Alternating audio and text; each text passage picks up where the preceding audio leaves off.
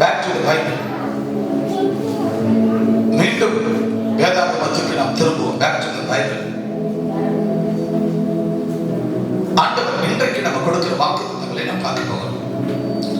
தேவன் இன்றைக்கு வாக்குத்தத்தத்தை தேவன் நமக்கு விளம்பினதை பார்க்கலாம். வேதம் சொல்கிறது சங்கீத புத்தகம் 122வது சங்கீதம் 1 முதல் 5 வேகமாக ஒரு வாசிக்க கேட்கலாம்.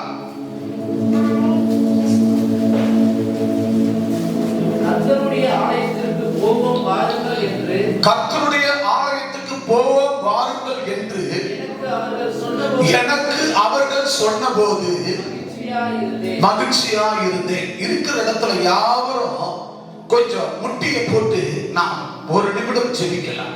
கர்த்தர் நம்மோடு பேச இருக்கிற இடத்துல சேர்ந்து நாம் இறங்கி முழங்காலில் நின்று ஆண்டவரை நோக்கி பார்ப்போம். அன்பான இயேசு சுவாமி, இந்த நல்ல இந்த காலவேளைக்கு 2ஆம் ஆராதனை வேளைக்காக நன்றி அப்பா. ஒரு விஷயம் கூட வேதம் சொல்லுகிறது. சங்கீதம் 122ஆம் சங்கீதத்திலே 1ஆம் வசனம் சொல்லுகிறது, கர்த்தருடைய ஆலயத்துக்கு போக வாருங்கள் என்று எனக்கு அவர்கள் சொன்னபோது நான் மன மகிழ்ச்சியா ஆயினேன். கர்த்தருடைய ஆலயத்துக்கு போக வாருங்கள் என்று அவர்கள் எனக்கு சொன்னபோது நான் மன மகிழ்ச்சியா இருந்தேன். மகா இரக்கமுள்ள தேவனே, ஒரு விஷயம் இன்றைக்கு இந்த நாட்களில் தேவாலயத்துக்கு வர வேண்டிய மக்கள் மன மகிழ்ச்சியாக வருவது இல்லை.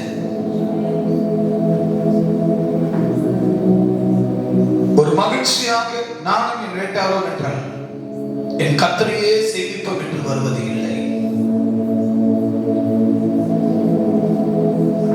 குளிர்காலம் வந்தால் அது குளிர்காலத்தில் ஆலயத்துக்கு வர முடியவில்லை என்று சொல்லுகிறார்கள். அது மழைக்காலம் வந்தால் மழை வந்துவிட்டது, அதனால ஆலயத்துக்கு வர முடியவில்லை என்று சொல்லுகிறார்கள். வெயில் காலம் வந்துவிட்டால் வெயில் அதிகமாக இருக்கிறது, ஆனபடினாலே நாங்கள் ஆலயத்துக்கு வரவில்லை என்று சொல்லுகிறார்கள். ஆக மழைக்காலம் என்பது 4 மாதங்கள், பனிகாலம் என்பது 4 மாதங்கள், வெயில் காலம் என்பது 4 மாதங்கள். ஆக 12 மாதங்களில் ஓராண்டு காலத்தை ஆண்டவர் மும்விதமாக பிரித்து மக்களுக்கு ஏற்ற வண்ணமாக கால சூழ்நிலை ஆண்டவர் உருவாக்கி பயன்படுத்தி அதுக்குள்ள இந்த மக்களை உருவாக்கி வைத்து என் தேவன் நடத்தி வருகிறேன். 3-4 மாதங்களில் ஓராண்டு காலத்தில் மழை என்றும் குளிர் என்றும் பனி என்றும் வெயில் என்றும் இந்த ஜனங்கள் இப்படியாக சொல்லிக்கொண்டு தன்னை உருவ குத்திக் கொண்டிருக்கிறார்களே. ஆலயத்துக்கு வர வேண்டும் என்றால் ஆலயத்துக்கு போக வாருங்கள் என்று அவர்கள் எனக்கு சொன்னபோது நான் மன மகிழ்ச்சியாக இருந்தேன் என்று சங்கீதத்தில் வாசிக்கிறதை நாம் பார்க்கிறோம். இதை வந்திருக்கிற ஒவ்வொரு மக்களும், வராத மக்கள் ஒவ்வொருவருக்கும் ஆண்டவர் இந்த வார்த்தையை அவர்கள் இல்லங்களிலே உள்ளங்களிலே கர்த்தர் தென்னும் தெளிவுமாய் நீர் பேசும் நாங்கள் கேட்கிறோம். நீர் பேச நாங்கள் கேட்கிறோம், எங்களை அர்ப்பணிக்கிறோம், விட்டுக் கொடுக்கிறோம். இனி ஒரு காலம் சரீரம் ஆலயத்திலும் எங்களுடைய சிந்தை எண்ணம் நோக்கம் அத்தனை உலகத்தையும் நோக்கி இல்லாதபடிக்கு என் ஆவி ஆத்மா சரீரம் முழுவதும் அர்ப்பணித்து தேவ சமூகத்துக்கு நாங்கள் ஓடோடி மகிழ்ச்சியாக ஓடோடி வந்து கர்த்தருக்கு நன்றி சொல்லி ஆராதித்து அவர் கொடுக்கிற வாக்குத்தத்தங்களை நாங்கள் பெற்றுக்கொண்டு ஒவ்வொரு வாரமும் வந்து நாங்கள் பெற்றுக்கொண்டு கர்த்தருடைய ஆசீர்வாதத்தோடு நானும் என் வீட்டாரும் என் குடும்பத்தாரும் சந்தோஷமா என் சந்ததி என் கோத்திரம் ரட்சிக்கப்பட நாங்கள் மன மகிழ்ச்சி அவர்கள் ரட்சிப்பை கொடுப்போம். நீர் பேச நாங்கள் கேட்கிறோம். இயேசுவின் நாமத்தில் நல்ல பிதாவே, ஆமென். யாவரும் உட்காருவோம். இப்பொழுது அந்த வசனத்தை வாசிக்க கேட்கலாம்.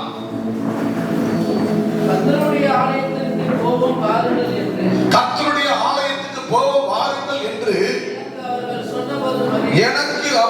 எனக்கு அவர்கள் சொன்னபோது மகிழ்ச்சியா இருந்தேன். எனக்கு அன்பான தேவ ஜனமே, ஆலயத்துக்கு போக வேண்டும் என்று என்று சொன்னால் நாம் மகிழ்ச்சியாக ஆலயத்துக்கு வர வேண்டும். அல்லேலூயா. கரங்களை தட்டி கர்த்தர் நாமத்தை மகிமைப்படுத்த வேண்டும்.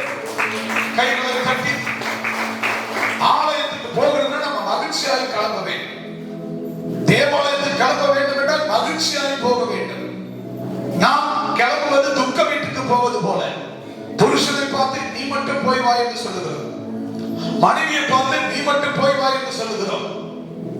புருஷனை பார்த்து பிள்ளைகளை கூட்டிட்டு நீ போய் வா சர்ச்சுக்கு, நான் வீட்டு வேலை பார்க்கறேன்னு சொல்லுகிறோம்.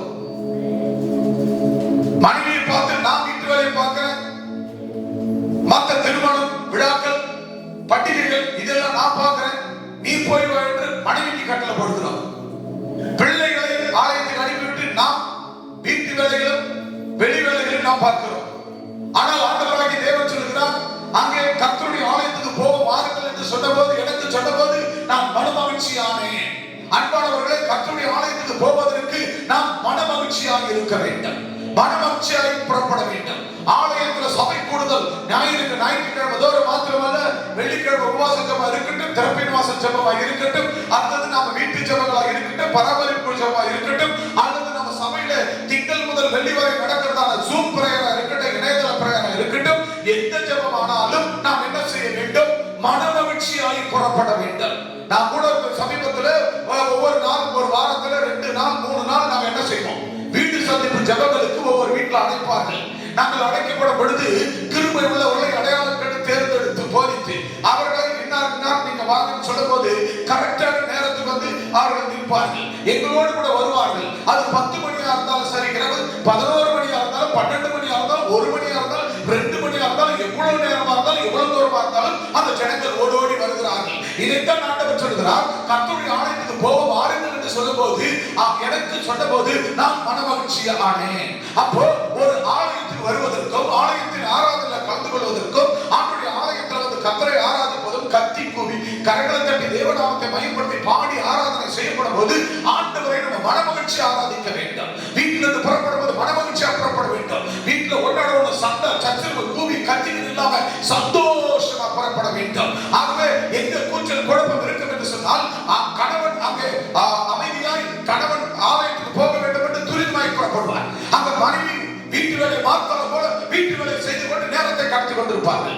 ஆக கணவன் மனைவி ஒன்றாக இணைந்து அவர்கள் எடுத்து விடுவார்கள். அவர்கள் புறப்பட பிள்ளைகள் என்ன செய்ய லேட் பண்ணுவார்கள். இப்படியாக அந்த குழப்பம் சந்திருக்கிறோம். இதுக்கு தான் நம்ம என்ன செய்ய வேண்டும்? குடும்ப ஜெபங்களை ஏறெடுக்க வேண்டும். ஒரு ஜெபங்களில் நம்ம கலந்து கொள்ள வேண்டும். ஒவ்வொரு ஆராதனைகளில் நம்முடைய திருச்சபை நடக்கிற ஒவ்வொரு நம்ம கலந்து கொள்ள வேண்டும். சூப்பராக ஒவ்வொரு நாள் நடக்கிறது.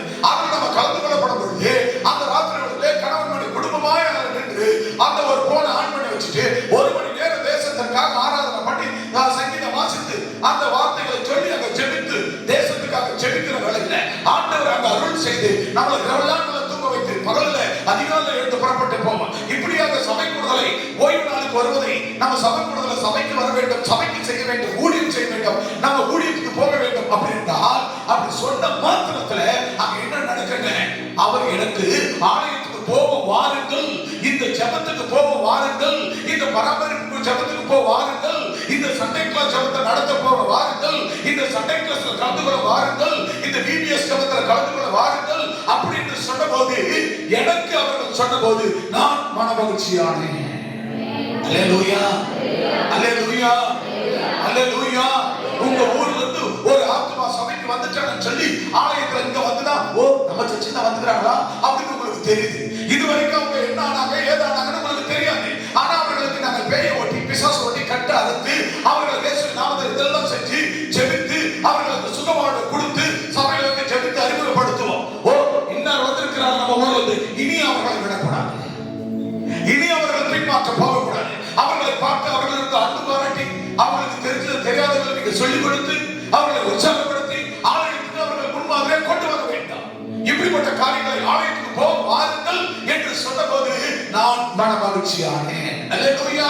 அப்போ ஒரு ஊர்ல ஒரு குடும்பத்துக்கு நான் வந்து ஒரு நாள் ஒரு 5 நிமிஷம் அவர்களுக்காக ஜெபிச்சிருக்கேன்னா என் நேரத்தை, அந்த பொன்னான நேரத்தை, அந்த கனமான நேரத்தை அவ்வளோ வெளியேறுகிற தேவன் வாழ்கிறேன் தேவனுடைய உன்னதமான ஊழியக்காரனாய் ஒரு 5 நிமிஷம் உங்களுக்கு கொடுத்து நான் ஜெபித்திருப்பேன், ஆலோசனை சொல்லியிருப்பேன்னா அது சின்ன அற்ப சொற்பமான காரியம் அல்ல. எனவே அதையெல்லாம் உணர்ந்து விசுவாசிகள் என்ன செய்ய வேண்டும்? அவர்களை எப்படியாவது கர்த்தருக்குள் ரட்சிக்குள் நடத்த வேண்டும்.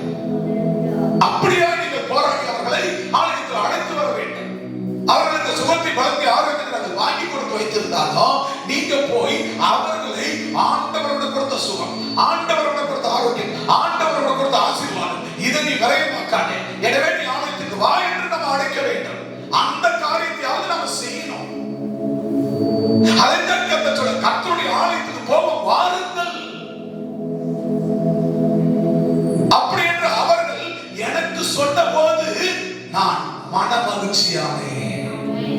அல்லேலூயா.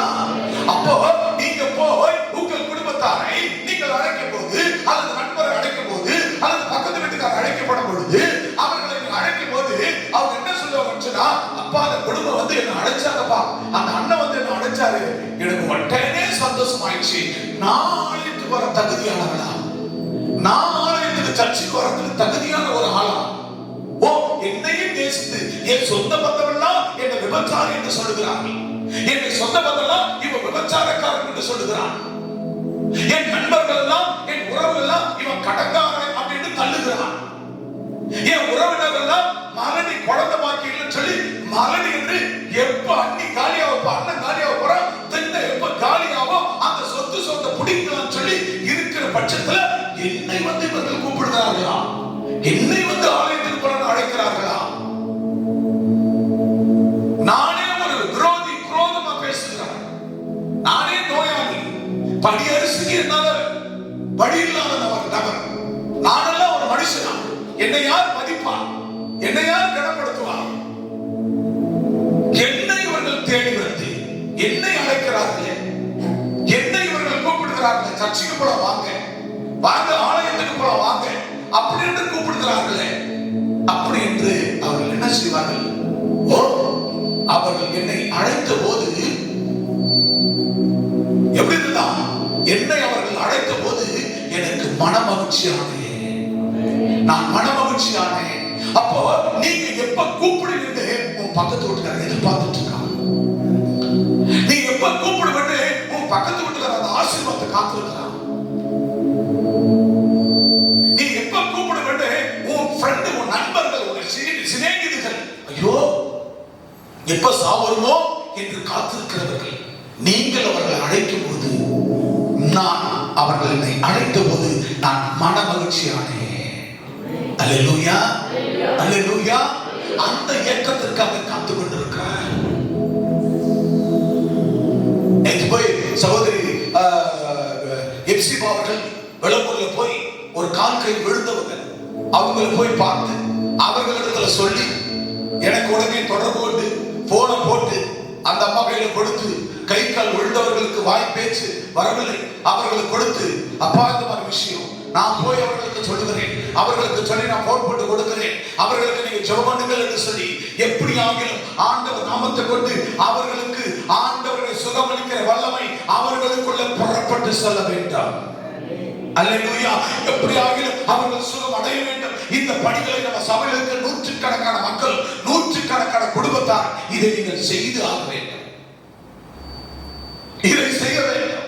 ஆனால் நாம என்றால் அதை குறித்து அக்கறையற்று இருக்கிறோம். எனக்கு வியாதி, எனக்கு நோய், எனக்கு பிரச்சனை, எனக்கு பண தேவை, எனக்கு பொருளாதார தேவை, என் தேவை மட்டும் தான் நான் பார்க்கிறேன், ஆனால் பிறருடைய தேவை நான் பார்ப்பது இல்லை. பிறருடைய தேவையை பார்ப்பது இல்லை. அதை இந்த இரண்டாவது வசனம் சொல்லுகிறது, வாசி கேட்கலாம். இரண்டாவது வசனம் வாசி கேட்கலாம். எருசலேமே வாசல்களில் எங்கள் கால்கள் நிற்கலாயிற்று, உன் வாசல்களிலே என் கால்கள் நிற்கலாயிற்று. அல்லேலூயா. எருசலேமே என்றால் என்ன? எருசலேம் தேவனே, எருசலேமின் சமாதானத்தின் தேவனே, எங்களுக்கு சமாதானத்தை கொடுப்பவரே, ஆனால் உன்னுடைய எருசலேமிலே எங்கள் பாதங்கள் நிற்கலாயிற்று. அப்படின்னு என்ன அர்த்தம்? உன்னுடைய சமாதானத்தில் எங்களால் நிற்க முடியவில்லை. காரணம், ஆலயத்துக்கு போகும் வாருங்கள் என்று சொன்னபோது அவர்கள் அதை கேட்டு, நான் கேட்டபோது மனமகிழ்ச்சியானே. அந்த மனமகிழ்ச்சி, நீ பிறர் மனமகிழ்ச்சி ஆவதற்கு நீ ஒரு பாத்திரவதையை நீ நிற்க வேண்டும். அப்படி இல்லாததினாலே இன்றைக்கு இரண்டாவது வசனம் சொல்லுகிறது, எருசலேமே உன் வாசல்களிலே என் பாதம் நிற்கலாயிற்று. அப்படின்னு என்ன அர்த்தம்? உன் வாசல்ல என்னால நிற்க முடியல அப்படின்னு என்ன அர்த்தம்? நீ தகுதி இல்லாதவனாகிவிட்டாய், நீ தகுதி இல்லாதவனாகிவிட்டாய். காரணம், கர்த்தருடைய பிள்ளையா இருக்கிற நீ அடுத்தவர்களை பார்த்து, உன் நண்பர்களை, உன் தொப்புள்படி உறவுகளை பார்த்து நீ இன்னும் அழைக்கவில்லை, ஆலயத்துக்கு போகும் வாருங்கள் என்று சொல்லவில்லை. நீ சொன்னால் அவர்கள் உடனடியாக அவர்கள் சொன்னபோது நான் மனமகிழ்ச்சியானேன். அல்லேலூயா. அப்ப சொல்லுவதற்கு நீ தயாரா இல்லை. ஆனபடினால தான் இன்னைக்கு அநேக வெற்றி வேதனையாய் அழுது கொண்டிருக்கிறார்கள். இன்றைக்கு உன் வாசல்களிலே அப்ப ஆண்டவருடைய சமூகத்துல உன்னால நிக்க முடியல, தேவனுடைய சமூகத்துல உன்னால நிக்க முடியல. இவ்வளவு அழகா சொல்றாரு பாரு சங்கீதத்துல, இவ்வளவு அழகா தெளிவா. இரண்டாவது வசனம் என்ன சொல்கிறது? உன் சன்னிதானத்துல என் கால்கள் நிற்க நீங்களாயிற்று. அப்ப தேவ சமூகத்துல உங்களால நிக்க முடியல. காரணம், நீ கர்த்தருடைய ஆலயத்துக்கு போக வாருங்கள் என்று ஆண்டவருடைய பிள்ளைகளாய் நீங்க இருக்கிறபடினால, எருசலேம் பிள்ளைகளாய் நீங்க இருக்கிறபடினால மற்றவர்களை அழைக்கல. ஆனா நம்ம என்ன செய்யறோம்? அவர்கள் நம்ம அழைக்க மாட்டோம், ஆலயத்துக்கு அழைக்க மாட்டோம், ஆலயத்துக்கு வாங்கன்னு கூப்பிட மாட்டோம். ஆனா நம்ம என்ன செய்யறோம்? அவங்க வீட்டுல கல்யாணம் நடந்தா, அவங்க வீட்டுல நல்லது நடந்தா, அவங்க வீட்டுல கட்டது நடந்தா முதல்ல அந்த வீட்டுக்கு போய் நிக்கிறோம், முதல்ல அந்த வீட்டுக்கு போயிடுறோம், ஓய்வு நாளை விட்டுறோம், சபை கூடுதலை விட்டுறோம், முதல்ல அவங்களுக்கு முதல் ப்ரிஃபரன்ஸ் கொடுக்கிறோம், முக்கியத்துவத்தை கொடுக்கிறோம். அவங்க வீட்டுக்கு போய் அவங்களோட சம்பாஷிக்கிறோம், அதை நம்ம செய்யறோம். ஆனால் அவங்க தேவைக்கு, அவங்க நோய்க்கு, அவங்க பிடிக்கு, அவங்க பிரச்சனைக்கு, சமாதான இன்மைக்கு, சந்தோஷ இன்மைக்கு, அவங்க தேவைகளுக்கு, கடன் பாரங்களுக்கு, வியாக்குலத்துக்கு, வேதனைக்கு, சஞ்சலத்துக்கு, போராட்டத்துக்கு அவர்களை ஆறுங்கள், ஆலயத்துக்கு போக வாருங்கள் என்று நாம் அழைப்பதில்லை. அழைத்தால் அவர்கள் சொல்லுவார்கள், அவர்கள் அழைத்த போது நான் மனமகிழ்ச்சியானேன். அல்லேலூயா, அல்லேலூயா. ஆனா நம்ம அழைக்க மாட்டோம். ஆனா அவங்களுடைய காரியங்களில எதுக்கு வேணாலும் அவங்கள நம்ம அழைக்கிறோம். நம்மளுடைய, அதாவது சொன்னாங்க ஒரு வீட்டுல அந்த குடும்பத்தை பத்தி ரொம்பவும் பயங்கரமா எங்கிட்ட சொல்லுவாங்க, பா மா இந்த மாதிரி இந்த குடும்பத்தால எங்க குடும்பம் கட்டுச்சு, இந்த குடும்பத்தால எங்க குடும்பம் கட்டுச்சு, இந்த குடும்பத்தால இந்த குடும்பம் கட்டுச்சு அப்படின்னு சொல்லிட்டு இருந்தாங்க. அப்படியாமா ஜோம் பண்ணுவோம், இல்ல இல்ல அவன் நாசமாக போயிடும் அப்படின்வாங்க. அப்படிலாம் சொல்லக்கூடாது அப்படின்னு சொல்லி ஜோம் பண்ணுவோம். ஒரு நாள் இவங்களுடைய நம்ம விசுவாசம் விட்டு ஃபங்க்ஷன் நடக்குது. அந்த ஃபங்க்ஷனுக்கு நான் போறேன், ஜனங்களோடு போறேன். போயிட்டு அந்த இடத்துல கார் இறங்கின போது எவனை குறித்து அவங்க சத்துருன்னு சொன்னாங்களோ, யாரை குறித்து அவங்க விரோதின்னு சொன்னாங்களோ, அந்த விரோதி அவங்க வீட்டு ஃபங்க்ஷன்ல இருக்கான். அவங்களுக்கு எல்லா விதமான காரியங்களும் செய்து அவருக்கு பணிவிடை செய்து கொண்டிருக்கிறார்கள் இந்த குடும்பத்துக்கு. நான் பார்த்தேன், என் மனம் உடைந்து போனது. பரவாயில்ல இப்படிலாம் பேசினாங்க, ஆனா இவர்கள் என்ன செய்யறாங்க? இவங்க ஃபங்க்ஷனுக்கு கூப்பிட்டு இருக்கிறாங்க, அவங்க ஆலயத்துக்கு கூப்பிட மாட்டாங்க. இல்ல இல்லப்பா அவன் நாசமா போயிடுவான், அவன் அஞ்சே போயிடுவான், இப்படிப்பட்ட அந்த குடும்பம் எங்களுக்கு துரோகி அப்படிலாம் சொன்னாங்க. இன்னைக்கு பார்த்தா இவங்க ஃபங்க்ஷன்ல இருக்கிறாங்க அப்படின்னு சொல்லி அவங்கள நான் போயிட்டு கேட்டு சொன்னாங்க, பா இப்ப அவங்களுக்கு எங்களுக்கு பிரச்சனை தான், ஆனா என் குடும்பத்தின் சார்பில் பலாயிரக்கணக்கான பணம் அவங்களுக்கு மொய் வச்சுட்டு இருக்கிறேன். அதனால இப்ப என் வீட்டு ஃபங்க்ஷனுக்கு அவங்கள அழைச்சிருக்கிறேன். அவங்க வந்தாங்கன்னா நாங்க வச்ச மொழி வச்சுட்டு போவாங்கல்ல, ஏன் சும்மா விடணும்? அதுக்காக அவங்களுக்கு பத்திரிகை வச்சு அழைச்சேன், வந்திருக்கிறாங்க.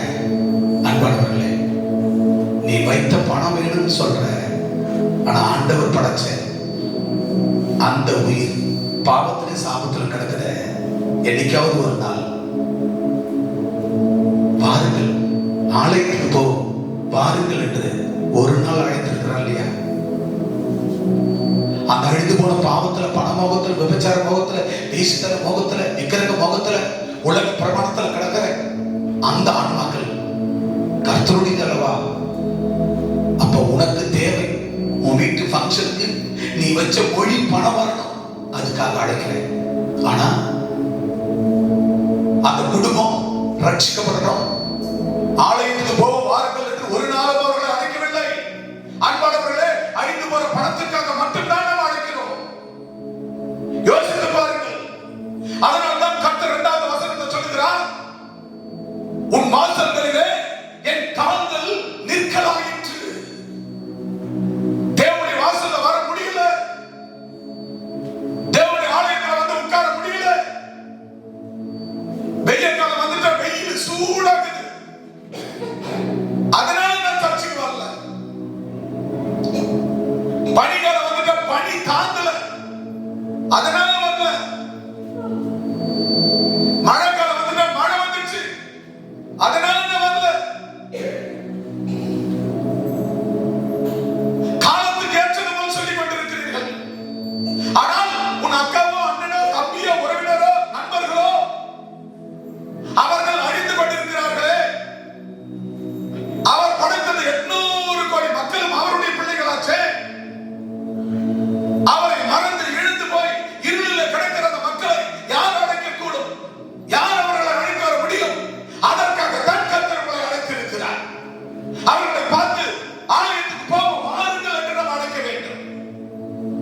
எப்ப நம்ம கூப்பிடுவோம் எதிர்பார்க்கிறார்கள், எப்ப நம்ம அழைப்போம் என்று எதிர்பார்க்கிறார்கள்.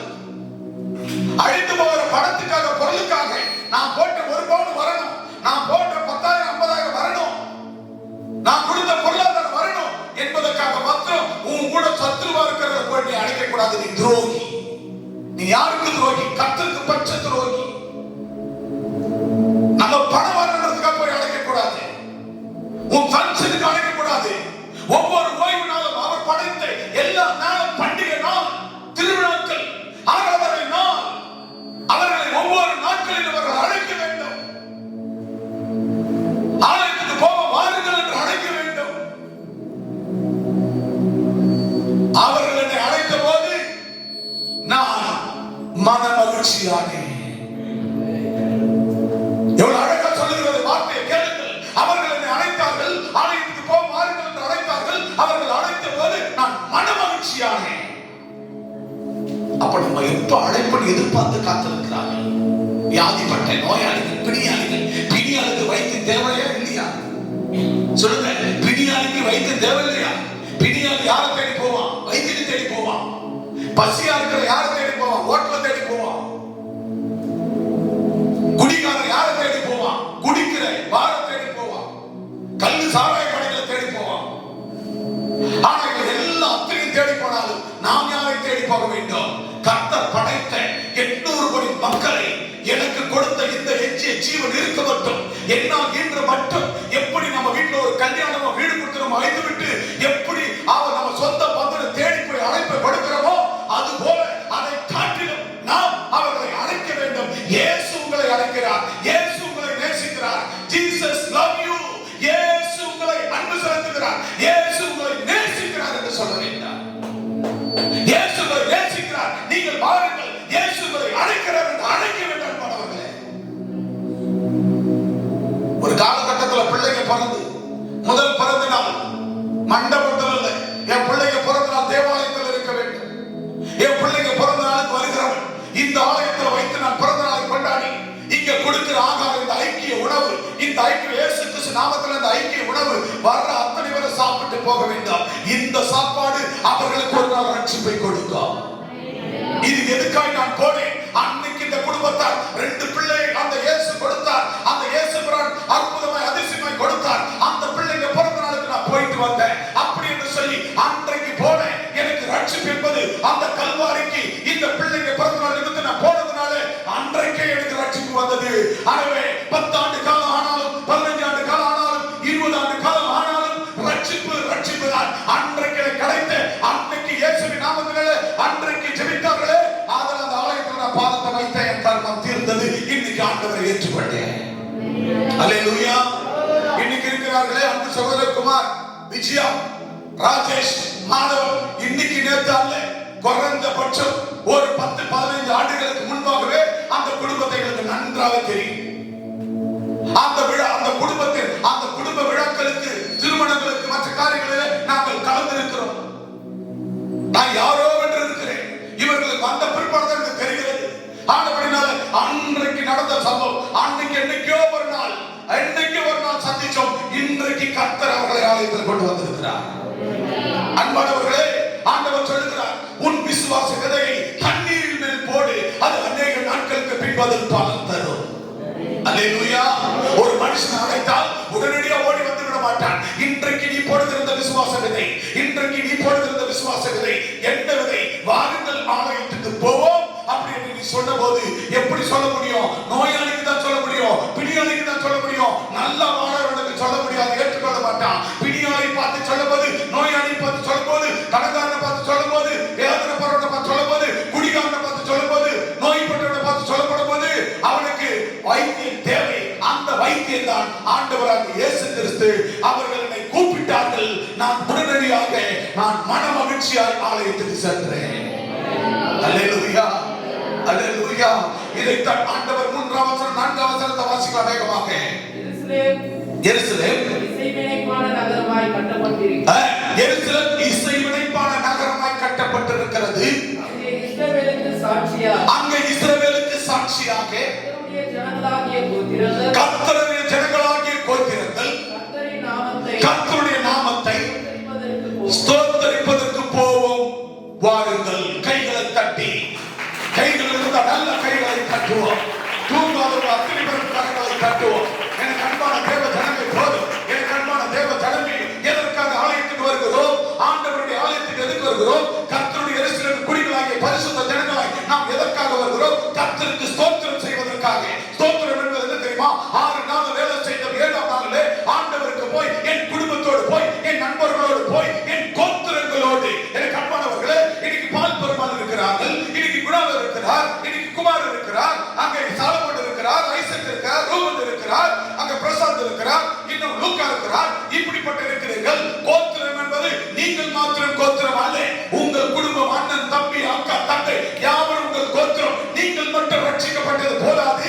உங்கள் கோத்திரங்களுமாய் எல்லாரும் வந்து தேவ சமூகத்தில் எருசலேமில் வந்து அவர்கள் எல்லாரும் கர்த்தருக்கு நேராக ஸ்தோத்திரம் பண்ண கடவார்கள். ஸ்தோத்திரம் என்று என்ன சொல்ல தெரியுமா? நன்றி பலி பீடம் கட்டுவோ, நல்ல தேவன் நன்மை செய்தார். இதுதான் ஸ்தோத்திரம். செய்த நன்மையாயிரங்கள் நான் சொல்லி சொல்லி பாடுவே. எங்க அப்பா 6 நாள் செய்த நன்மை 1000, ஜவானாலெல்லாம் செய்த நன்மை பல ஆயிரம், பல லட்சம். அதை சொல்லி சொல்லி பாடுவேன். நன்றி தகப்பனே, நன்மை செய்கிறே. நன்றி தகப்பனே, நன்மை செய்கிறே. இந்த நீயும் வீட்டார் மட்டுமல்ல, உன் கோத்திரங்கள். பால் பெருமாள் கோத்திரம் என்றால் முடிந்து விடவில்லை. பலராமனுடைய கோத்திரம், பலராமனோடு பிறந்த கோத்திரம், பலராமனுக்கு அப்பாவோடு பிறந்த கோத்திரம், பலராமனுடைய தாத்தாவோடு பிறந்த கோத்திரம். கோத்திரங்கள் அத்தனை பேரும் என் அப்பா இயேசுவுக்கு முன்னாடி வந்து செய்த நன்மையாயிரங்கள் நான் சொல்லி சொல்லி பாடுவே. நம்ம உண்மையா ஒத்துமா? இன்னைக்கு பால் பெருமாளுடைய குடும்பம், இன்னைக்கு அன்பு சகோதரனுடைய குடும்பம், இன்னைக்கு இருக்கிற ஒவ்வொரு சகோதரனுடைய அந்த குடும்பம் கொத்து கொத்தாய் நீங்கள் வந்து இந்த 6 நாள் எனக்கு செய்த நன்மைக்கு நன்றி சொல்லி அப்பாவை துதிக்கும் போது, அவருக்கு ஸ்தோத்திரங்களை ஏறெடுத்து துதிக்கும் போது, அந்த ஸ்தோத்திரங்கள் நன்றி. செய்த நன்மை 1000ங்கள் சொல்லி சொல்லி துதிக்கிறேன். நன்றி பலி பீடம் கட்டுவேன். நல்ல தேவன் எனக்கு நன்மை செய்து, நீங்க செய்த நன்மைகள் ஏறாலும் எனக்கு 1000 நாமங்கள் போதாதுப்பா. அப்படி என்று நான் குடும்பமாய் அவர் சமூகத்துல கத்தி கூவி நன்றி சொல்லும் பொழுது, அப்பா என் அண்ணன் தம்பிகளை, என் அக்கா தங்கைகளை, எங்க அப்பா கூட பிறந்த அண்ணன்